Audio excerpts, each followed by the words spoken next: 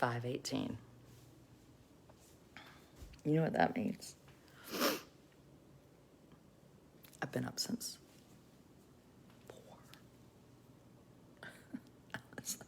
4:20. 4:20. Now, do I look like one of those people that like loves to be up in the morning? No. Me, no. I don't get up to exercise. I don't get up to get a head start on the day.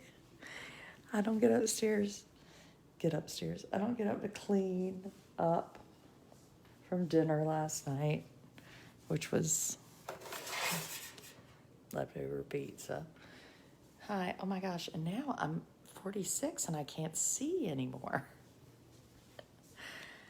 Now, I do like coffee in the morning. I will say that. There was a slight panic attack when I couldn't find my Folgers.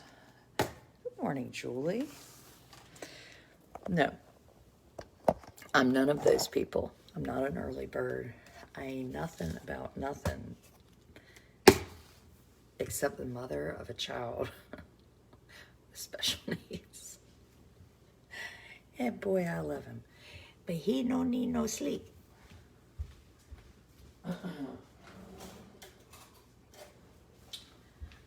I love sleep. Sleep is like the best thing in the whole planet to me. Hi, Deanna. Why are y'all all awake?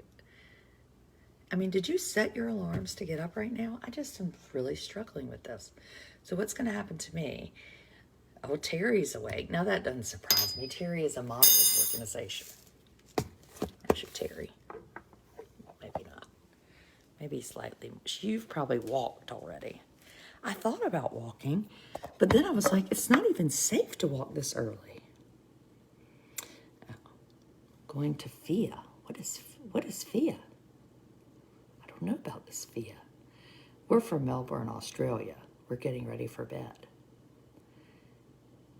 Maybe I should live in Australia. It's only 8 p.m. here. No, that's not getting ready for work. Julie's going to work. Oh my gosh. Can't go back to sleep. So that's how it was for me. 4:20, Amos came in there and was like, hi. I teach school. This monster start at 7:30. Exercise at the Barker house. What time does that start? I mean, if I had to set my alarm to exercise on the day that I could maybe sleep in, I'd be mad about that. I can't. My pantry. There's a lot of struggling going on over here. Well, maybe I'll do that after my video. 5:30. So what'll happen when I get up at this time at 4, then I have to take a nap at like 2. My son was up at 4 as well. Finally, someone who understands me, Haley. No alarm, internal clock. I need the time in the morning to get my mind right. Well, when do y'all have to go to sleep? At like 7? So, anyway, Amos is up, like this far from my face, saying, hi. So I was like, why don't you take the iPad? Because my husband needs sleep. I mean, he has a courtroom. There's no nap. So I was like, I'll get up. Why are we up? Well, I'm up because Amos woke me up, which is why I'm up about 3 days a week. Now, usually Mondays he sleeps in, but last night I put him to bed a little bit, or I tried to get him in bed early because I had to work video, and it didn't happen. Oh my gosh, I mean, y'all, my eyes. No, you know the other reason I was up is because, crap. I mean, there's an emergency. I can't find any sugar. There's brown sugar. I live in a pit of unorganization. That's why I'm also up. Here's somebody from Sydney, Australia. I mean, this is amazing. I might have to start getting up for all my people from yonder, far and yonder. What do you say in Australia? No, it's a little teensy bit tiring. No, the other reason I woke up is I was thinking about, did y'all hear about this woman on the train up north in Philadelphia? Did y'all hear about that? So that's what I woke up thinking about. Or I went to bed thinking about it, and then I woke up thinking about it. So within the 4 hours of sleep, that's what I was thinking about. So there was a woman in Philadelphia, or coffee too. Try setting new habits. Early to bed, early to rise. Practice being sober. Hire an organizer. I'm the organizer. No, actually, I did think about that the other day because a friend of mine said, I think these people are organized because they're hiring someone to do it. Oh, good morning from Cork in Ireland. This is so fun. Well, this might be the best part of my day. Old friends in Edenton and people from Australia and Ireland. Okay, you're about to see a panic over the sugar. You are doing great. Oh, you nice. I've been trained to be an early bird. The woman on the train. Okay. So we're going to talk, and my supporters and I are talking about that this morning. And FYI, if you wonder what being a supporter is, and you want to be one for the rest of October, if you sign up and pay your $5 and send me your Venmo, I'm going to give you your $5 back because I really like my group and I'd like it to grow a little bit. So anyway, I can't offer it free, but that's what I'm going to do. Just coming out of lockdown now. Don't know how you guys have coped. In England. It's just so fun. Okay, so in Philadelphia, I don't know if this is a good way to wake up your day, but it's a good way to think. In Philadelphia, a woman was on a train last few days ago. She gets on the train at 9:15. Aloha from Hawaii, New Zealand. I mean, I'm so distracted with all these places. Germany? Oh, but you're from North Carolina.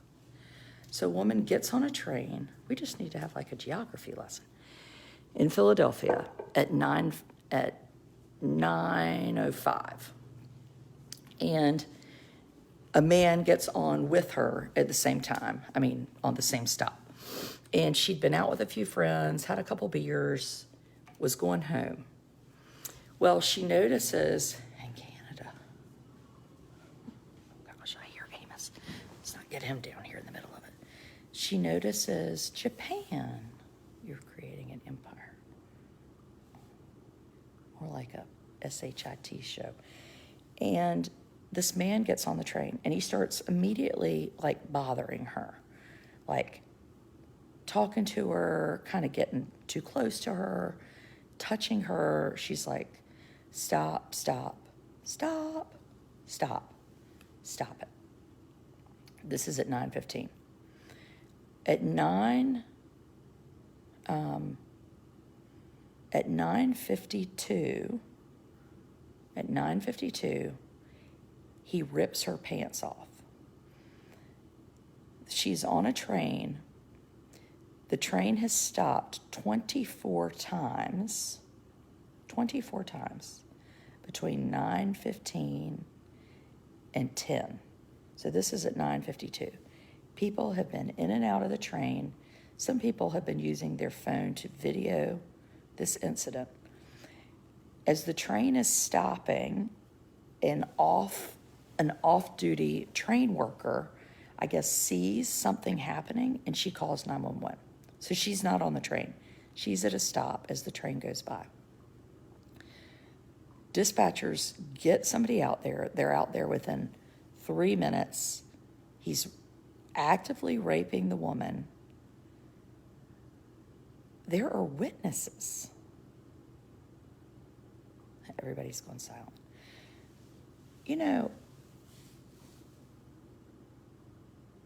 It's really hard to ponder what that means.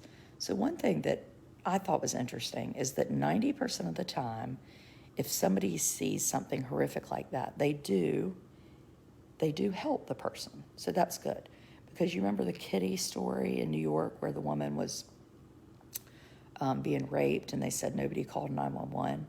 Evidently, I think somebody ended up calling 911. But anyway, it was always a big story about why did nobody do anything.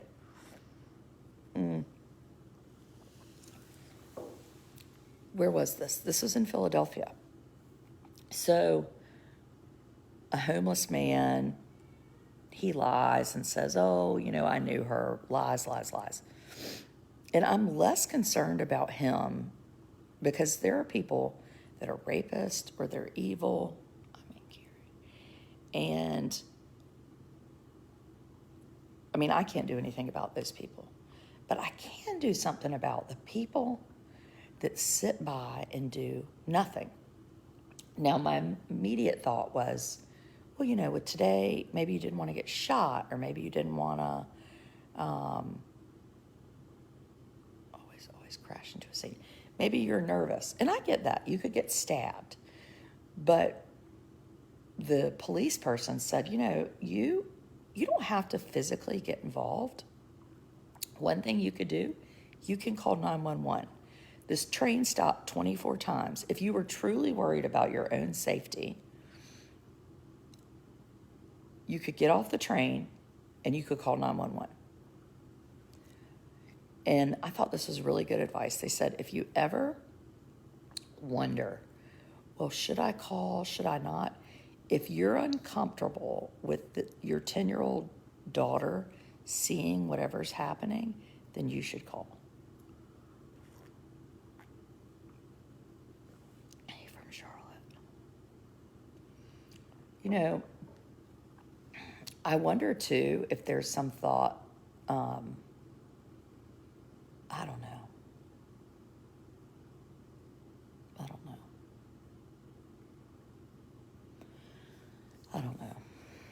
I think people are so hesitant. The man was African American. I don't know about the woman, but then it makes me think, are they concerned we're going to call the police and then we're going to be set as a rapist and they're having some weird sex tryst?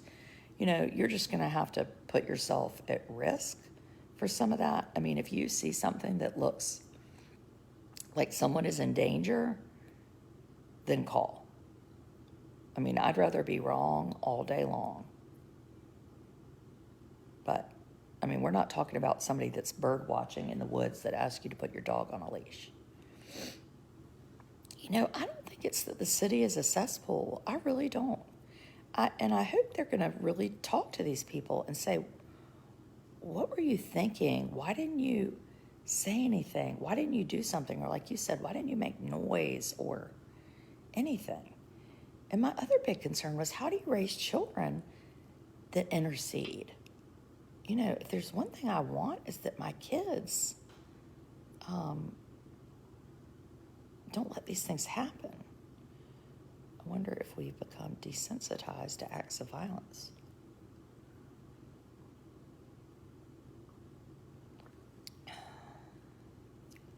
That's an interesting point.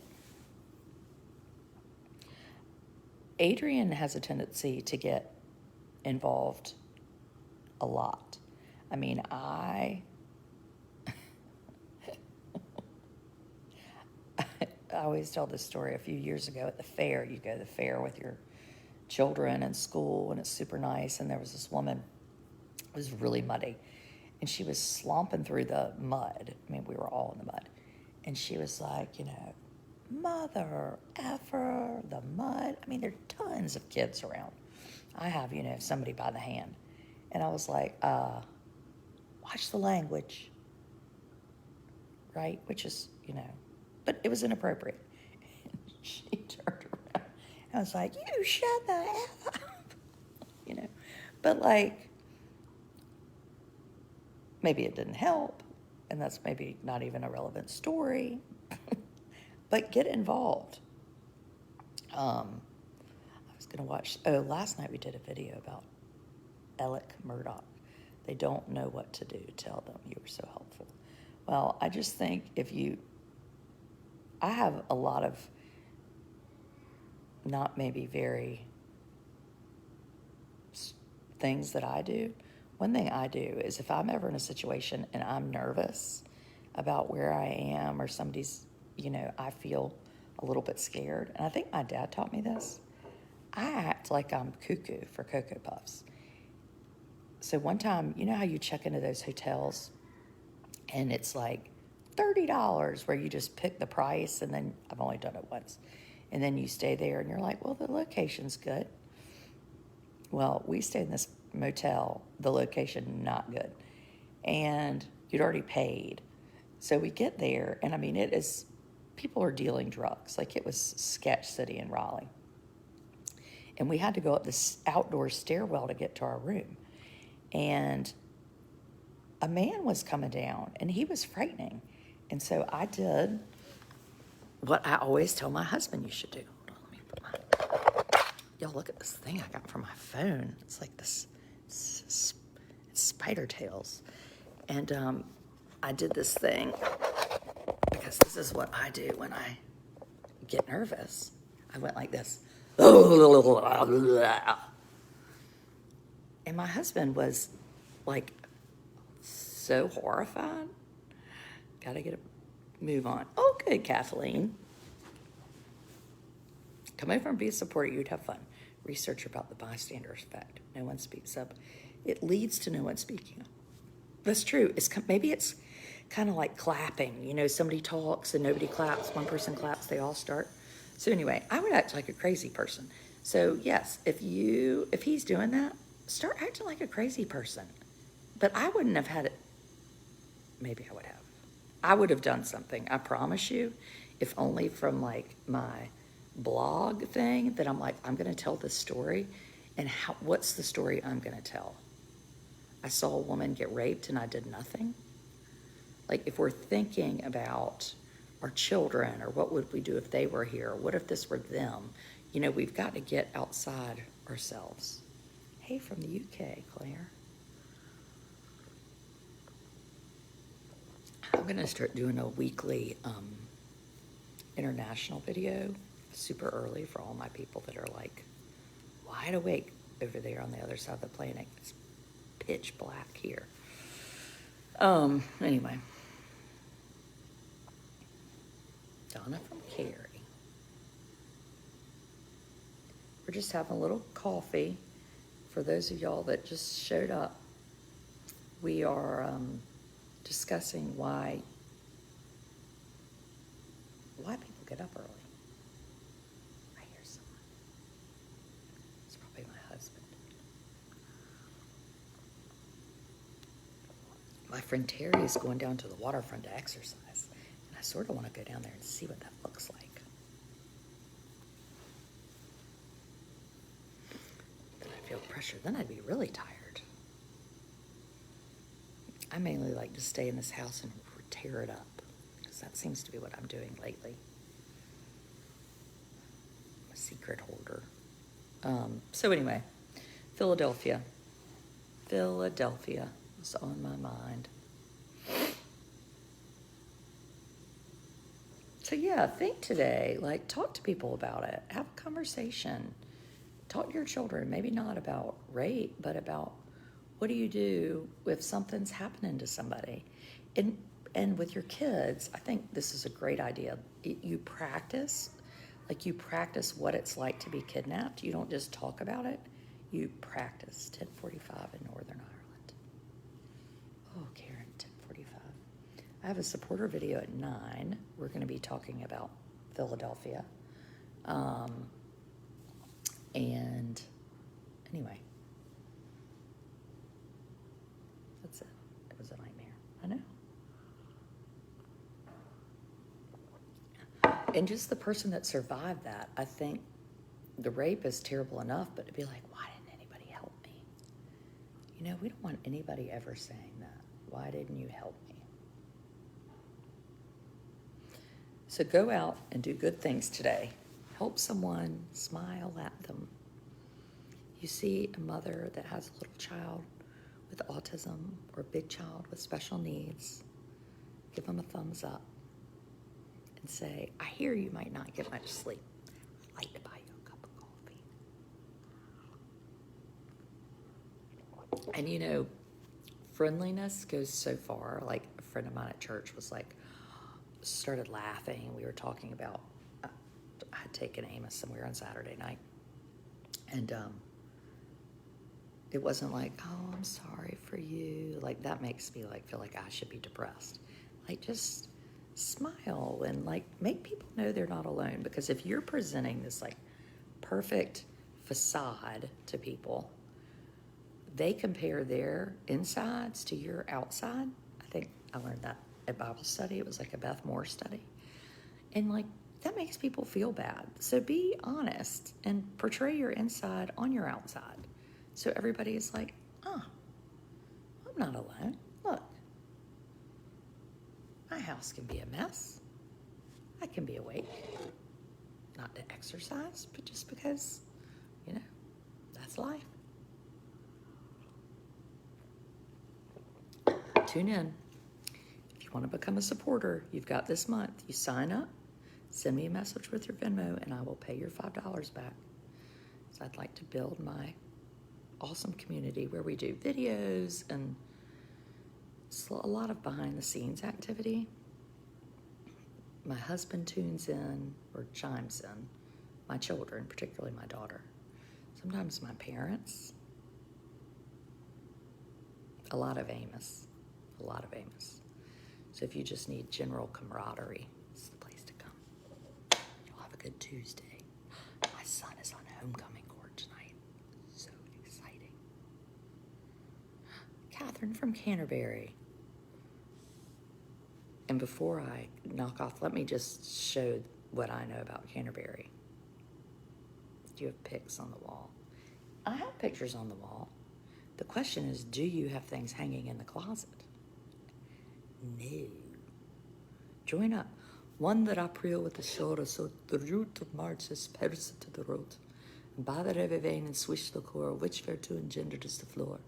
When Zephyr is ache with the sway to breath and spirit hath in every hilt, and hath the tender cup of the youngest sona, hath in the ramus half cause Irona, and smaller follows make a melody that sleep in all the niche with open ear. Chaucer, Canterbury Tales, 1992. Can't remember what I was talking about 5 minutes ago, but I know the prologue to Canterbury Tales.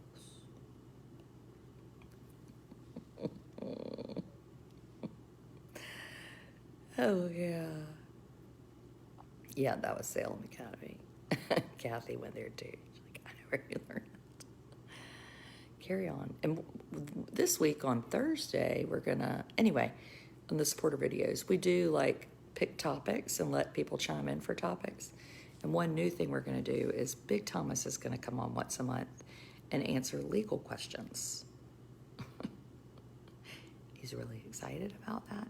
No, but I'm like, people have like generic questions. They don't need to go to a lawyer. So anyway, that's going to be kind of fun. Or like, do you need a lawyer? What do you need a lawyer to do? Proving you're the educated. Yes, Verna. Darn it. Yes, I am.